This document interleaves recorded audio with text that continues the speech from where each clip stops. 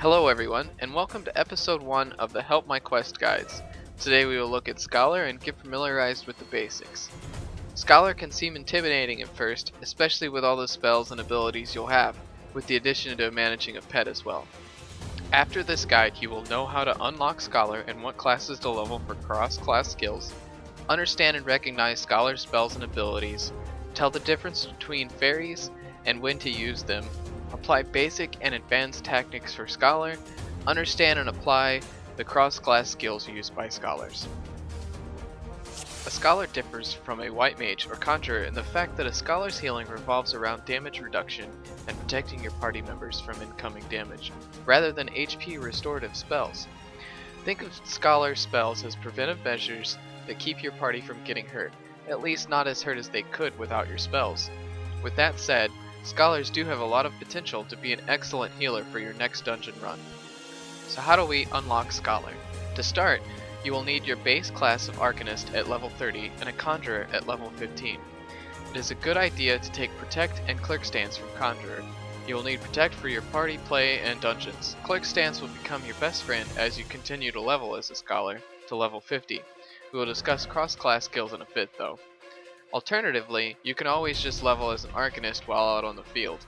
This is a relatively good idea for leveling for a number of reasons. One reason is that your tank Carbuncle can ensure that you get enough immunity to keep enemies off of you while you DPS them down. Getting gold in a Fate can be a little trickier as a Scholar because of the requirements it places on you when you are solo, so do not hesitate to go back to Arcanist while doing quests. Let's skip ahead here and talk about Scholar abilities, including those at level 50. The first ability you'll get is Aldoquim. For a Scholar, this spell is about the second most important spell you'll have in your arsenal, if not the first. What's unique about Aldoquim is that on top of its cure functions, with a cure potency of 300, its additional effect can have a significant short-term effect on your tank. Its normal state erects a magic barrier that nullifies damage equaling to the amount of HP restored. However, when a critical HP restored comes your way, the damage the barrier can nullify is doubled. So if you crit for 1000 HP, then the tank gets 2000 HP of damage he doesn't have to worry about. This is a pretty neat spell as it allows you to do less healing of your tank, provided that you can get those critical heals off. Next is Succor. When used, Succor restores HP and throws up a magic barrier to anyone near you. It is similar to Aldoquim, but Galvanize does not increase its damage nullification when it gets a critical hit. This is primarily a situational spell, but it can be used to great effect if you know that a certain ability is headed your party's way. It's good to note that this ability should not be used like Medica or Medica 2. Use Succor initially, and then your Fairy plus your use of Physics should get everyone back to being full health. Leeches, which is unlocked at level 40, is very similar to Conjurer White Mage's Asuna spell. It can remove a single debuff that was placed onto a party member, poison, defense down, skill or spell speed down, heavy, etc. Second to last is Sacred Soil. Basically, this is a placeable AoE barrier that nullifies 10% of damage taken by anyone that stands in it. That's not a lot of damage reduction, but when used appropriately with other skills, it can come in handy at times. Also note that casting this gives you a 20% chance to cast a Succor with no MP cost, essentially turning Succor into a weaker free cure. Although Sacred Soil uses Aether stacks, which will require that you plan ahead a bit. As a side note, placing a Shadow Flare down while Sacred Soil is up will cancel your Sacred Soil, and vice versa. Lastly is Lustrate. It uses Aether Flow stacks, but is a more powerful instant cure ability than either Aldoquim or Physics. Meaning with 3 Aether Flow stacks at level 50, you can instantly heal 75% of someone's health. Or, you can split your use of Aether stacks and give 25% health restored to 3 party members. So now that we know what a Scholar can do healing wise, let's talk about managing MP really quick. As you would most likely know from leveling Arcanist, Aether Flow restores MP and has a rather long cooldown, so proper timing and using this regularly is a must for any Scholar, as you will run out of MP if you do not use it. Alternatively, you can use Energy Drain to gain some MP at the cost of an Aether Flow stack. I do not recommend using Energy Drain as a primary way to get MP back. The reason for this is because Lustrate and Sacred Soil also use your Aether Flow stacks. Using up all of your Aether Flow stacks could mean waiting until Aether Flow is off of cooldown once more and not allowing yourself to use Lustrate or Sacred Soil in a crucial moment. So how do I manage my MP? First, we should always start off with as many stacks of Aether Flow as our level allows before any given encounter. At level 50, this is 3 stacks of Aether Flow. It is generally a good idea to use Aether Flow before the tank begins pulling mobs. As the fight progresses, keep an eye on the cooldown, and as soon as it's available, use it. It's an instant cast ability and should only take a second to do so. It's important to keep track of how many stacks you have and when Aether Flow will be off of cooldown again for the sake of your MP bar. So now that we know a few abilities and how to manage our MP, what other skills or spells do we need as a Scholar? You'll already have Conjurer at level 15 after unlocking Scholar. So let's look at the spells you can use and why you should or shouldn't use certain ones. Let's get one thing straight, and that's Cure versus Physics. Physics reads exactly like Cure, and Cure's additional effect won't matter to you. So whether you continue to use Physics or Cure, it doesn't really matter because they both have a Cure potency of 400. Now let's look at Arrow. While it is not necessary, I personally grabbed Arrow because it offers an additional damage over time spell. Why is that important, you might ask?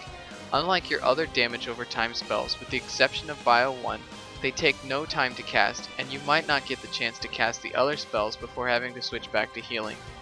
That all depends on your party in a dungeon, however. Arrow has a near instant cast time and recast timer of roughly over 2 seconds, the same as Bio. Its initial damage is actually more potent than Bio because Bio reads only as a damage over time spell. Yes, its damage potency is lower than Bio, but you can cast both within a matter of seconds and do an okay amount of dotting.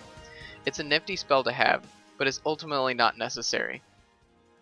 The next spell you'll acquire is Clerk Stance, which is one of the most important spells other than Protect that you will get from Conjurer. Clerk Stance swaps your mind points for intelligence. This includes the mind stats you might have on gear as well. This spell is handy for soloing and when you want to do decent damage as a healer. Basically, you become an Arcanist when this ability is on. However, be careful when using this spell because it swaps your intelligence for mind on top of making your heal power 20% less potent. In other words, you're good as healing as a tank, which is not good at all. To cancel, you can just simply press the spell again. Next up for Conjurer spells is Protect. This spell gives you a defense buff for you and your party members for 30 minutes. It's the most valuable spell you'll pick up from Conjurer, and you'll gimp yourself as a healer if you don't use it.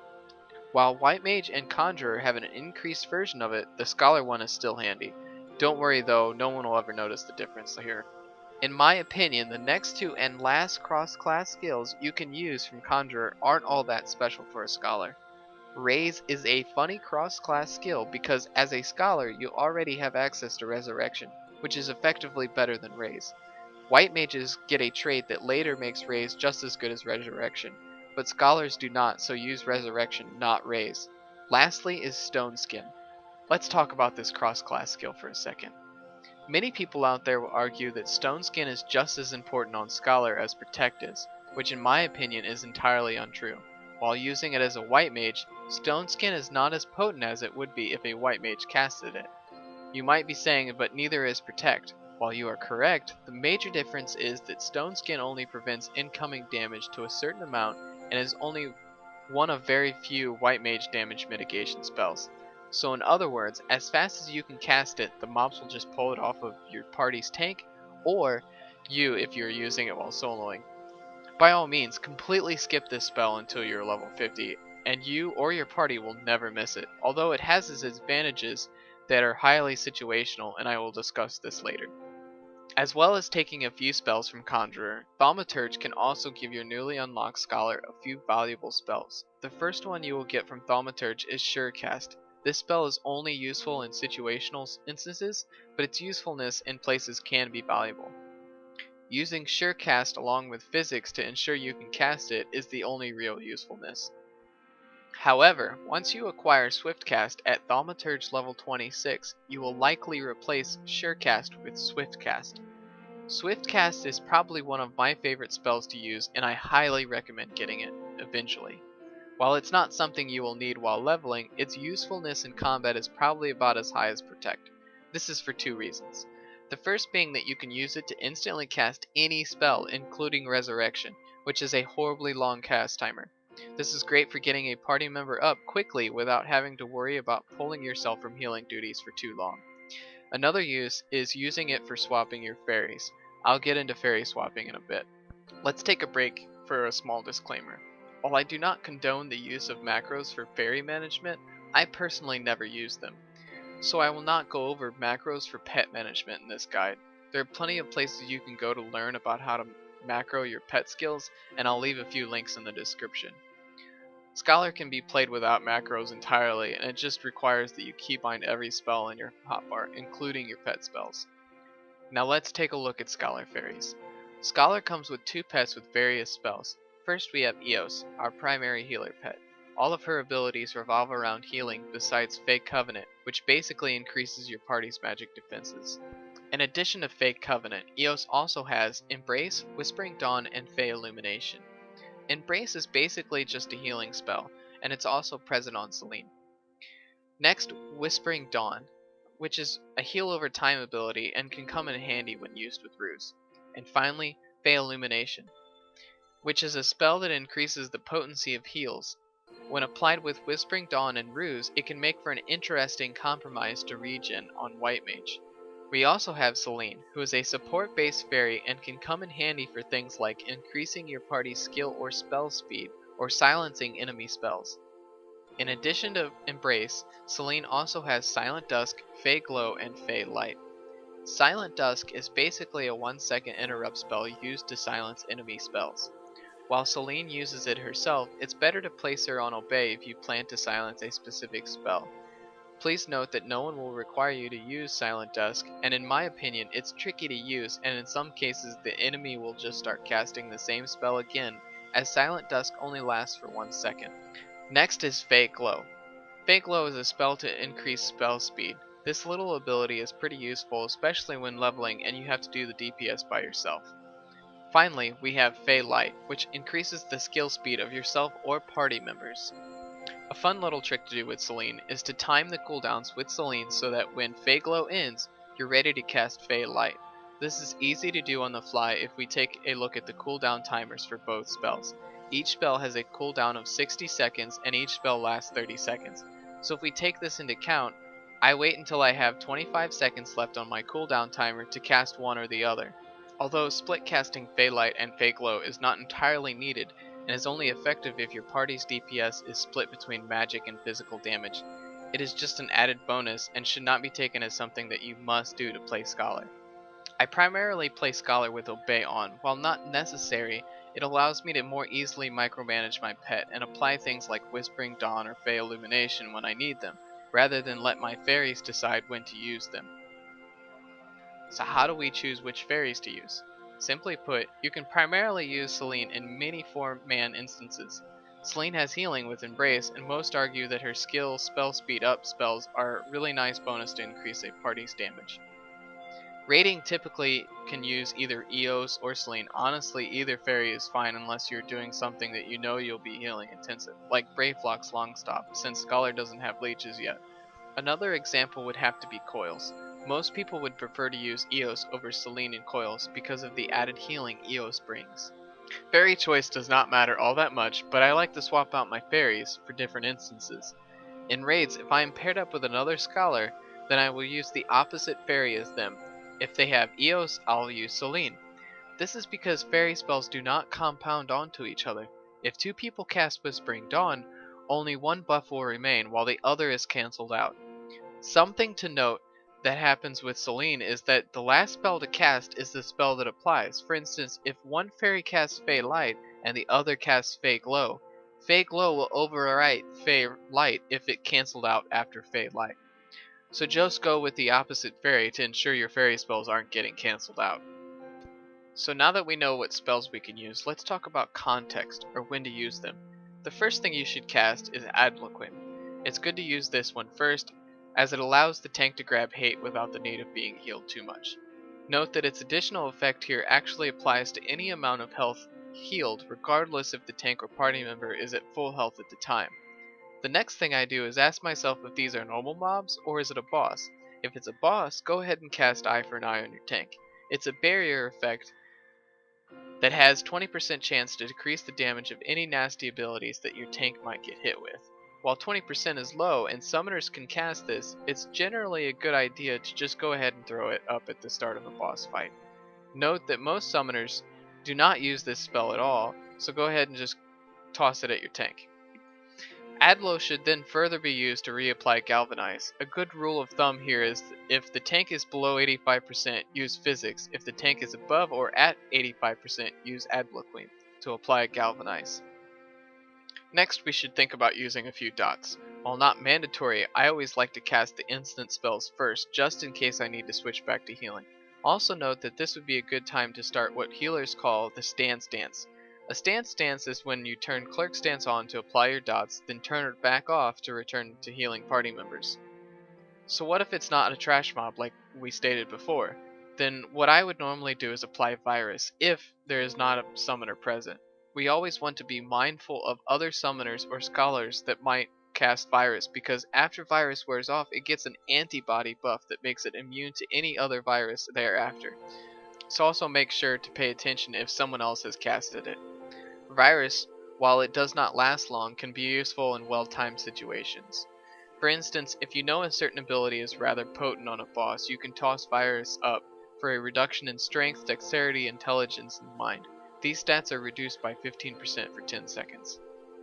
After our initial pull, there isn't much else to do besides keeping your tank healthy and using your situational spells when they are needed. Again, it can never hurt you to apply Sacred Soil around your tank, but remember that it takes away 1 Aether Flow stack when you do so. Another thing to note is Adbloqueam criticals. Once you get one and you have Stone Skin ready, throw the tank a Stone Skin for that added damage mitigation. Of course, this tactic isn't necessary, it only helps you in the long run. As for fairies, you should use Ruse with Whispering Dawn and Fey Illumination for more potent health regeneration. One thing to note here is that while you can swap out your fairies to apply different buffs, the spells are tied to each other in terms of cooldowns. Fey Illumination has a more lengthy cooldown timer of 120 seconds compared to Fey Light, which has a 60-second cooldown timer. Again, I stress that fairy swapping is not necessarily a mandatory tactic, but only an advanced one that can be done if you really care to do it. It's a good idea to only use Swift Cast and Injunction and to make sure no one in your party is dead or low of health before swapping out a fairy. What I simply mean by fairy swapping is using Swift Cast to quickly bring out Eos or Selene. If I plan to fairy swap, I start with Selene and cast skill speed up, then quickly switch to Eos with the help of Swift Cast. Once Eos is up, then I can begin casting Whispering Dawn or Magic Defense up if needed. Like I mentioned before, this is an additional tactic and is completely not required to effectively play Scholar, and you can pretty much just use one fairy and be completely fine. So to recap, start with an Adbloqueam on the tank, follow Adlo up with an Eye for an Eye if it's a boss, if not then help damage or heal as needed, using Succor to help your party out and remembering to throw in an Aether Flow for MP management. Using your fairies, you can apply Ruse and Whispering Dawn, then Succor for a similar but more time-consuming Medica-like effect. That basically covers everything you need to know to effectively play Scholar. Your experiences may vary and you may find something that works out better for you the more you play Scholar, but hopefully this guide has helped you, and if you're still having a hard time understanding Scholar, you can give me a shout in the comments below or message me here on YouTube. Thanks for watching and have fun with Scholar!